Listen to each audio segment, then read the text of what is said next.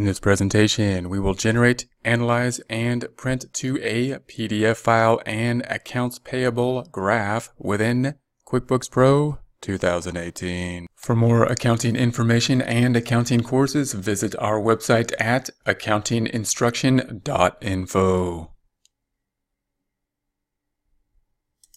Here we are on the Home tab. We currently have the Open Windows open. In order to open the Open Windows, we select the View drop-down and go to the Open Windows list. We will now create an Accounts Payable Aging graph. We can do that by going to the Reports drop-down because the graphs are going to be in the Reports section for QuickBooks, the desktop version. So we'll select the drop-down. We could find them within the drop-downs by going to Vendors and Payables and looking for the graphs within the vendors and payable. Here's the accounts payable graph. Whenever I'm thinking graphs, though, I like to see what they've got in the report center and get more of a kind of a visual sense of what we're doing to pick this stuff up in more of a visual manner. I'm going to make this full screen so we can see it in the full screen. We are looking at accounts payable, so that is going to be within the vendors section. We're going to be in the standard tab up top, vendors section to the side. I'm currently in the standard view, and if we want to see what they've got, sometimes this is a more visual view, so I could go to this view, and then I would typically scroll through these. So I'm using the scroll bar, and obviously the one that's going to pop up that's going to be a graph is going to be the one that we're going to want to have. So this is going to be an accounts payable graph. That looks like the one. Let's go ahead and run that graph. Once we run the graph, it looks very uninteresting, and that's because the dates aren't right again.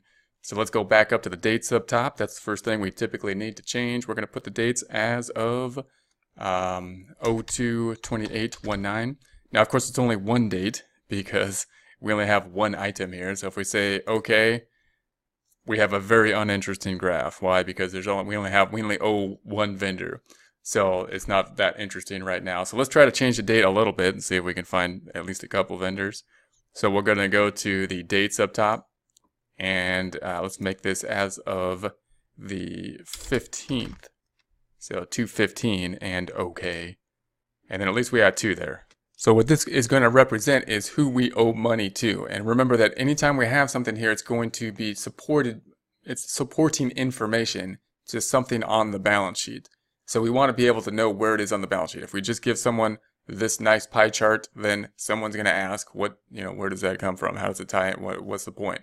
And to know that, it's usually going to be coming from somewhere on the financial statements, in this case, the balance sheet, which also, by the way, is why we only have one date here rather than two. It's supporting a balance sheet account as of a point in time. So we're going to go to the reports up top. We're going to go to the companies and financials, and we're going to scroll down to that balance sheet standard. Opening up the balance sheet standard, we're going to change the date. Make sure it's going to 02/15/19 because that was a little bit more interesting of a date than the end of the month. And we'll tab through that. Now it's going to be, I refreshed the screen by tabbing through that. If we scroll down, we're going to go to the accounts payable, has 1,368.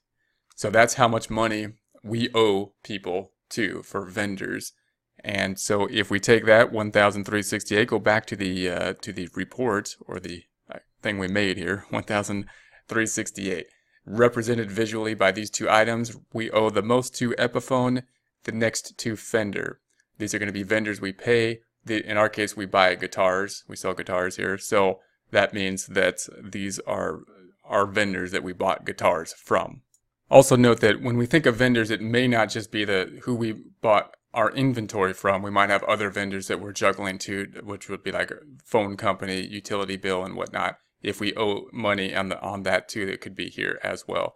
So if we're dealing with a type of company that's often financing and juggling a lot of payables, have a lot of vendors that are owed, then this could be a useful graph. If we're dealing with a company that typically pays off the vendors pretty quickly and that information isn't in the system, then this one will be a less interesting graph here. So that's going to be this. Couple ways we can save this, of course, is we can get this information, we can print it as a PDF. Oftentimes we would want to put this into a PowerPoint or some other file. So remember that if we get our PDF file here, we could make another slide. I'm right clicking, new slide, and then I would go to the insert, and notice this screen is right behind it. As we do this, it's right behind it. So if I go to screenshot, instead of taking the full screen, I'll just clip it. So screenshot and screen clipping. And then this isn't that interesting. I don't even want the text there because I can make my own, which would look nicer than that. So I can just put in a square around what we want. And then we probably want the key as well, unless we just want to make up what it is. This is what that is. And so we'll go to the screen clipping, and then we'll pick up the key. And then we can sort this information around however we choose to do so at this point. So we can put this over here, we can put this over here, we can make the key large, we can put the key on top if we want.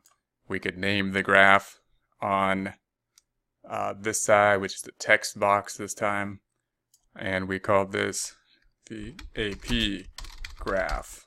And so then we can format this however we choose to format it.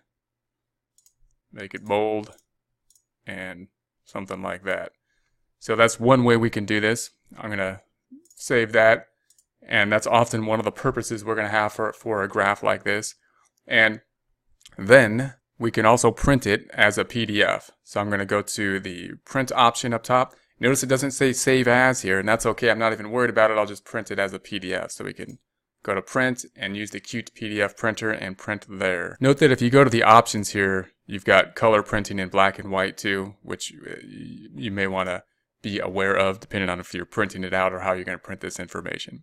So we'll go ahead and print this, and it's going to print to a Qt PDF writer. We're going to put this right there, and so I can see the title, and we will then call this, I'll just call it an AP graph, and we don't need the T there, and say that. So notice all this data we have here. If we were to give all this data to someone, say an instructor or an employer, or especially a client, then we'd want to clean this up in the nicest way we can think of, grouping it into possibly a folder, zipping that folder, possibly giving the Excel document with a couple PDFs that have the graphs, the PDFs being the graphs, or possibly on the PowerPoint file, saving this.